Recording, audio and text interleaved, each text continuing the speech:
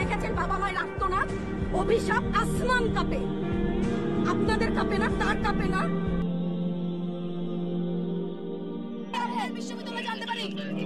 প্রয়োজনে শহীদ হব, কিন্তু সংস্কার করে তবেই করে ফিরবো ইনশাল্লাহ।